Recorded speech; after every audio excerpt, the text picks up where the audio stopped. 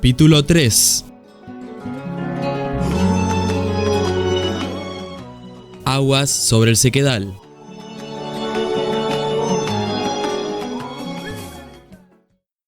Porque yo derramaré aguas sobre el sequedal y ríos sobre la tierra árida. Isaías capítulo 44, versículo 3. Me hallaba parado frente a una congregación eslava.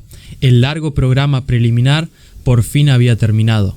El pastor anunció que yo hablaría, pero la única palabra que el Señor me daba era: invita a la gente a orar. ¿Qué clase de mensaje era este? ¿Podría ser del Señor? Pero habiendo comenzado a caminar unos meses atrás en la senda de la obediencia, estuviese o no de acuerdo a mi lógica, obedecía la orden dada por el Señor. Inmediatamente todos cayeron sobre sus rodillas, y antes que me diese cuenta de lo que estaba sucediendo, el Espíritu Santo había descendido sobre el grupo de aproximadamente 400 personas. Mientras ellos clamaban a Dios, varios recibieron el Espíritu Santo y hablaron en lenguas desconocidas. Otros, con llanto de arrepentimiento, buscaron su camino de retorno al Calvario. El pastor quedó atónito, pues estaba completamente desacostumbrado a esta clase de manifestaciones en su iglesia, aunque tenían nombre de pentecostal.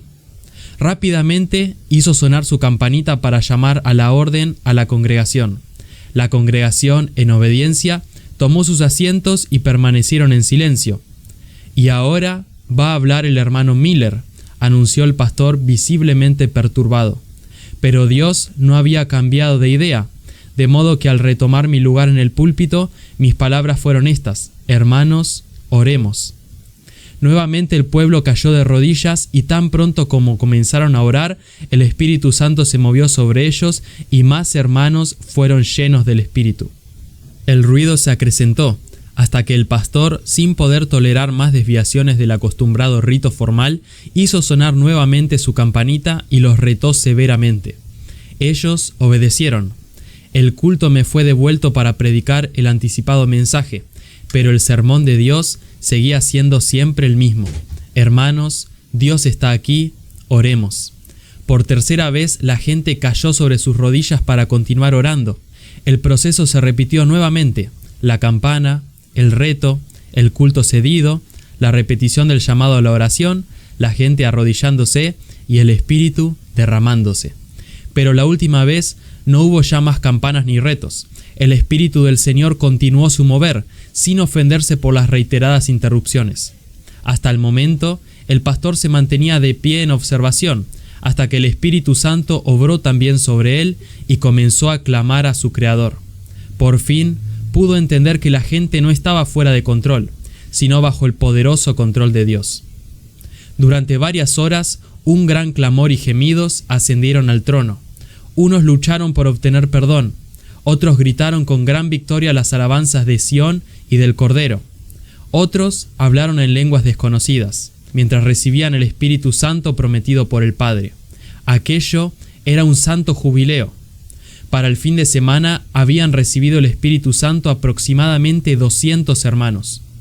También en Buenos Aires, en otra iglesia, el río de Dios comenzó a fluir, limpiando, sanando y llenando con su Espíritu.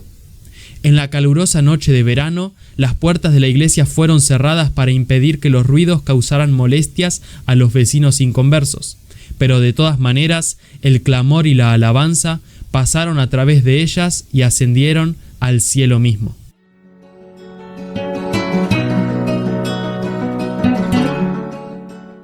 Hacia el norte.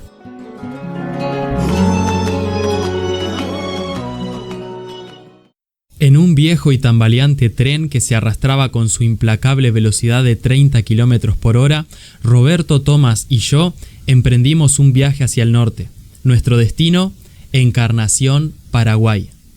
Durante la segunda noche de cultos, el río de Dios comenzó a fluir con poder sobre aquellos paraguayos sumidos en la pobreza. A la noche siguiente, una pequeña y tímida mujer india de la selva asistió a la reunión. Ella solo sabía hablar guaraní. Al comienzo de la reunión intenté saludarla, pero aún esto resultó incomprensible para ella.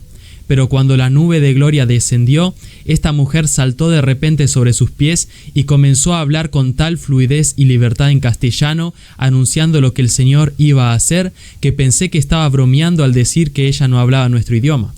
Una vez terminada la hermosa profecía, la mujer continuó hablando en castellano. Dijo que Dios deseaba bautizar a cierto hermano con el Espíritu Santo, pero que él no quería levantar sus manos. A pesar de esto, el hombre continuaba sin levantarlas, así que la hermana puso acción a sus palabras. Aunque no entendía lo que estaba diciendo, saltó sobre su banco para acercarse a él, tomó sus manos por la fuerza y se las levantó mientras él se arrodillaba. Inmediatamente el hermano rompió a hablar en otras lenguas, y el Espíritu del Señor lo bautizó. Después de la reunión me acerqué a ella y le dije: «Bueno, me imagino que usted estaba bromeando antes del culto. Ahora sé que sabe hablar castellano». Sus ojos se fijaron sobre mí y descubrí que no entendía ni una sola palabra de lo que estaba diciendo. La gente alrededor de ella comentó: «Oh, la hermana no sabe hablar castellano, solo guaraní». En el espíritu había hablado en otras lenguas, no sabiendo absolutamente nada de lo que decía, pero para nosotros, que entendíamos cada palabra, fue dada una magnífica profecía. En aquella tierra comenzó un mover del Señor que continuó por semanas en la iglesia, dentro de la selva y en las colonias entre la gente de habla europea. Un joven eslavo venía a los cultos en ese lugar, y era la primera vez que veía a Dios moverse de tal manera, así que se propuso buscarlo para su propia vida. 2 años después, pudo participar del avivamiento de Dios en Citibel. Dios había forjado otro eslabón en su cadena.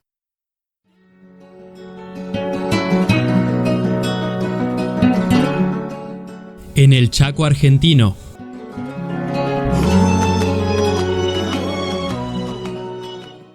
En medio de la inhóspita selva chaqueña, labriegos europeos establecieron con gran trabajo y sacrificio sus plantaciones de algodón.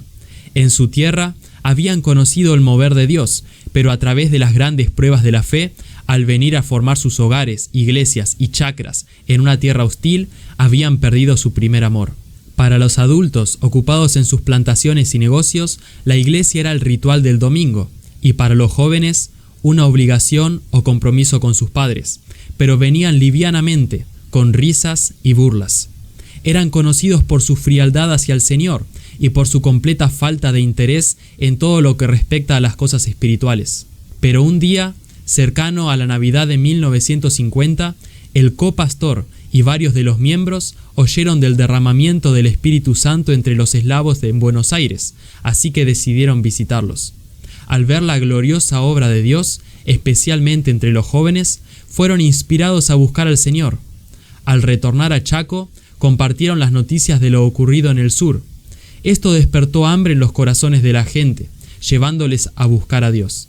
El Espíritu Santo se movió entre ellos, y los jóvenes que se habían reído y burlado comenzaron a venir a los pies del Maestro. Una joven, la más apartada de los apartados, vino a él en arrepentimiento y fue llena del Espíritu Santo. Los más ancianos, frunciendo el ceño, pensaron: ¿cómo puede ser esto? ¿La peor de toda la iglesia es la que recibe primero? Este fue otro mensaje elocuente a la gente joven. Si Dios podía perdonar y bautizar al peor de todos ellos, entonces había esperanza para el resto. Los que antes se habían reído y burlado en la iglesia, ahora se sentían atraídos por Dios y lo buscaban. Otro joven, Alejandro, conocido como el líder de los pródigos, había estado parado en la puerta de la iglesia riéndose. A pesar de haber tomado varias copas, se sintió atraído por la gran ola de fuego hacia el interior del salón. Acercándose al altar, cayó postrado. Su risa se convirtió en gemidos y comenzó a llorar descontroladamente. En un momento, el curso de su vida cambió. Dio sus espaldas al pecado y volvió su rostro para buscar al Señor. Pronto, Dios lo llenó con el Espíritu Santo. En las semanas siguientes, antes de salir a trabajar durante todo el día en los campos de algodón, dedicaría muchas horas a la oración en los cercanos bosques, clamando al Señor y Redentor. Un cambio tan radical se había operado en él que sus compañeros se maravillaron. Varios meses después, el Señor lo llamó para que fuera al instituto bíblico en Citibel. Este es el joven a quien el visitante celestial se le apareció. También la convicción del Espíritu de Dios cayó sobre los mayores uno a uno. Guerras personales que habían estado en pie por más de 10 años concluyeron, llevándolos a la reconciliación. Cuando el Espíritu descendía sobre una persona, no era nada extraño ver que ésta, arrepentida y humillada, fuera a reconciliarse con algún enemigo. Esta ola de avivamiento duró varios meses.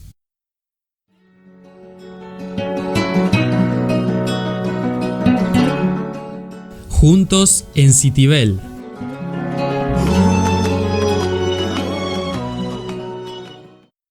Alejandro de Chaco, el joven eslavo de Paraguay, la jovencita de Mendoza, la hija del misionero de Buenos Aires y otros fueron traídos por el Señor a Citibel en 1951.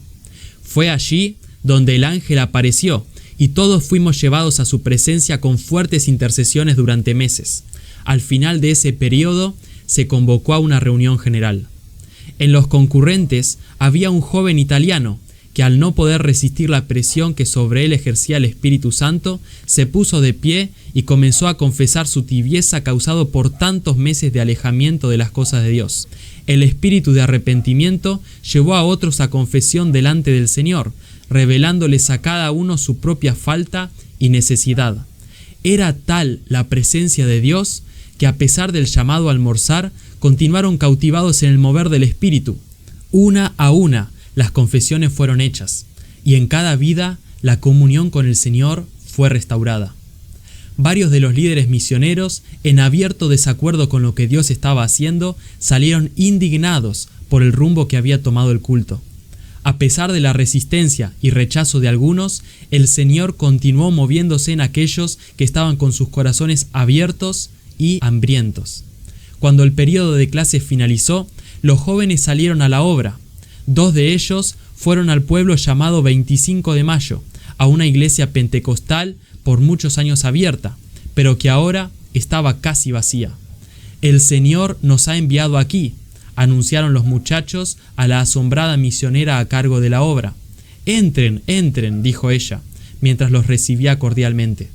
Los jóvenes fueron a orar a su cuarto. Cuanto más oraban, mayor era la carga que sentían por los perdidos. Sin asistir a los cultos, continuaban orando. Muchas veces, con sus rostros bañados en lágrimas, oraban por la gente, mientras caminaban por las calles. Entonces, el Señor les guió a levantar una carpa evangelística. La única disponible estaba rota e inservible, pero ellos mismos la remendaron. Cuando estuvo lista, fue armada en una buena ubicación, y comenzaron a ministrar con sus corazones quebrantados y conmovidos por la necesidad del pueblo. El Espíritu Santo se movió sobre la gente, trayendo salvación y sanidad. Muy pronto, la iglesia dejó de estar vacía. El mismo espíritu que había movido en Mendoza, Buenos Aires, Paraguay y Citibel, se estaba ahora moviendo hacia los inconversos en otras partes del país. Nuestros corazones se regocijaron y nos dimos cuenta de que el Señor estaba comenzando a cumplir las profecías dadas en Citibel. Luego, una extraña e incomprensible orden vino desde arriba. Retiraos del campo de batalla, apartaos y esperad en oración. Era una orden muy difícil de obedecer. Nosotros habíamos previsto una rápida edificación de su reino, algo semejante al lanzamiento de un proyectil, y ahora Él nos estaba apartando, llevándonos a permanecer en un aparente y descorazonante fracaso. Pero en obediencia a su orden, dejamos Citibel, el lugar de su presencia, y nos trasladamos a Mar del Plata, ciudad ubicada a unos 400 kilómetros de distancia.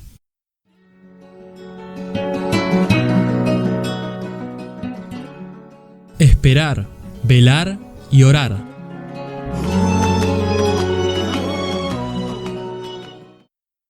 Durante los días de espera, velando en oración, nuestra fe fue angustiosamente probada.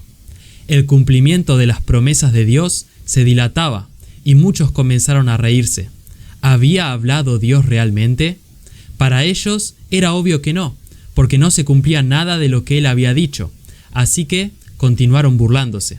Muchos rechazaron la obra que Dios había hecho en Citibel, concluyendo que debía haber alguna equivocación, y se levantaron contra aquellos que creían en las promesas que Él había dado. Mientras los meses se transformaban en años, lo único que nos animaba era que aquel que había dado las promesas era poderoso para cumplirlas.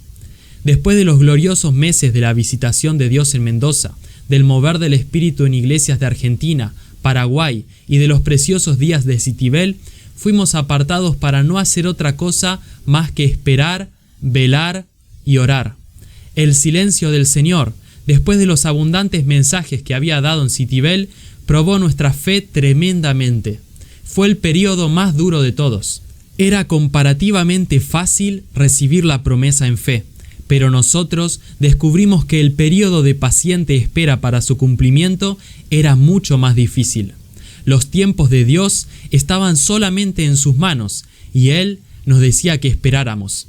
Así pasaron más de 2 años.